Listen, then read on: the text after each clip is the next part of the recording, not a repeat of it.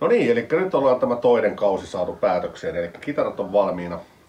Lähtökohtana oli se, että viime vuonna ekalla kaudella tehtiin tosiaan noin multikaudet, tehtiin Tele, Strato ja Fenderin mallien pohjalta. Ja tänä vuonna pistettiin pikkusen haastetta ylöspäin, että tehdään liimakaulaset.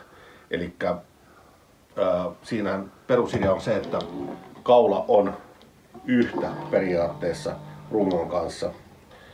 Eli ne liimataan tähän, tänne ei tule yhtään kiinnitysruuvia eli palikkaa väliin.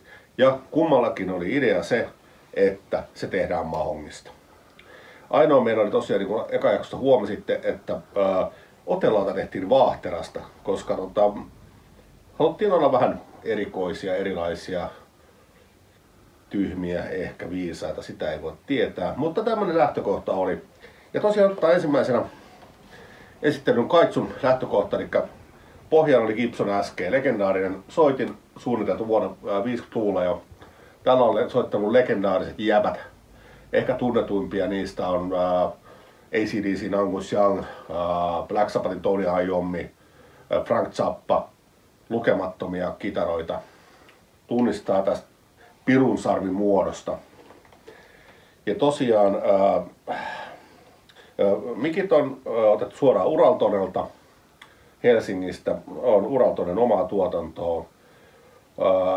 Virittimet Clusonit, ja niin kuin Kaitsu alas, niin virittimen nupit pitää olla vihreät, kuten myös potikoiden nupit pitää olla vihreät. Hänellä on joku vihreä fiksaatio tuosta Telecasterista, mutta ei se mitään. Tästä tuli aika mainio. Pohjana käytettiin tosiaan mahongin päälle vedettiin petsilakka, minkä Kaitsu oli hakenut ihan oman värin tähän. Ja sen jälkeen mä ruiskutin siihen semmosen 3-4 kerrosta nitroselluloosaa päälle, että saatiin tämmönen kova pinta, kiiltävä pinta. Tää ei ihan täyskiiltävä, tää on puolikiiltävä. Mutta tää rupee ajan mittaan näyttää kivalta sitten, kun tää tulee vähän kulmia ja tollain se rupee kivasti se lohkeille ja muuta. Kielinä Ernie Ballin 10-4-8. Ja kyllähän tästä tuli, niin kuin mä luulen, että Kaitsu oli tarkoituskin, että tää kuulostaa Angus Youngilta, niin kyllähän tää on Angus Young.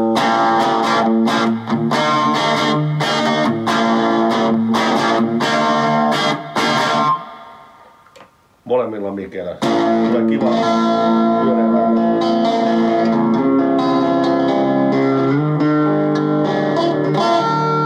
Sitten kun heittää taas kuumalle, niin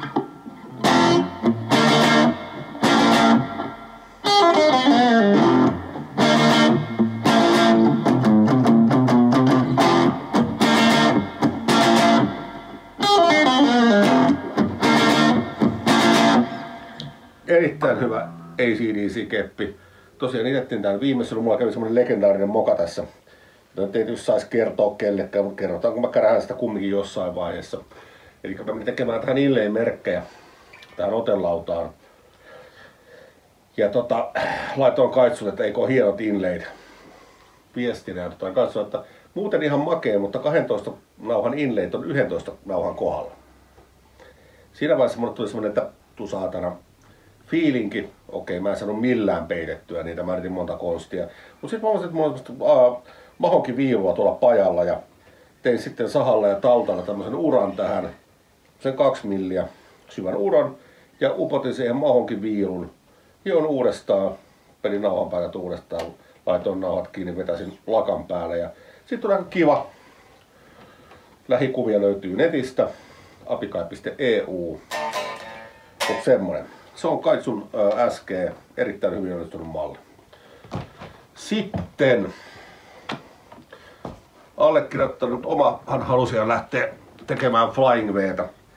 Jo ensimmäisenä pitää sanoa, että Flying V on maailman vittumaisin kitara soittaa sylistä, koska okei, se on kiva olla tässä, mutta tää painuu tänne, se on kannattunut ehdottomasti oltava hihna tässä. Tätä vaan niin ei voi soittaa muuten. Ja mulla oli ihan selkeä fiilinki oli, että mä haluan heavy-kepin. Mä haluan semmosen kitaran, millä soitetaan heavyä. Okei, Flying V on legendaarinen heavy-keppimalli muutenkin. Edelleen runko mahonkia, kaulamahonkia, Otelauta Vaahteraa. Unni Holm teki Mager Plexi mulle. Ja mikit Friendiltä niin sain vaan Oravan nahkakauppana. Aika kuumat, toissa oli muistaakseni 10.9 ohmia, toissa 9.4. Eli ne on aika tärähtävät mikit. Vidittimet taisi olla All Partsin, eli vähän vidittimet vähän halpikset, mutta vähän Sneeroodin noissa. Potikat Uraltonelta. Ja ei siinä, Tunnelmatic Talla niin kuin, ja kielenpidi niin kuin Kaitsullakin tuolla. Ja kielet kanssa. Tää on se, mitä mä halusin heavy-kepiltä. Tän pitää kuulostaa heaviltä tätä.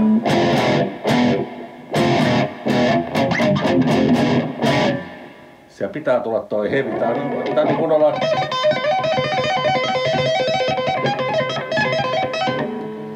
Ja tein vielä sillä lailla, että tää on todella kevyt soitto.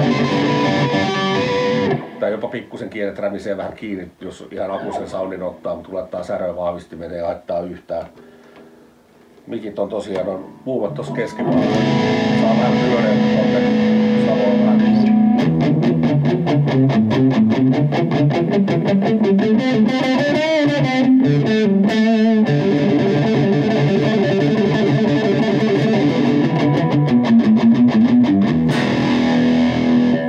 Sieltä lähtee death metal, sieltä lähtee kaikki ne tänne.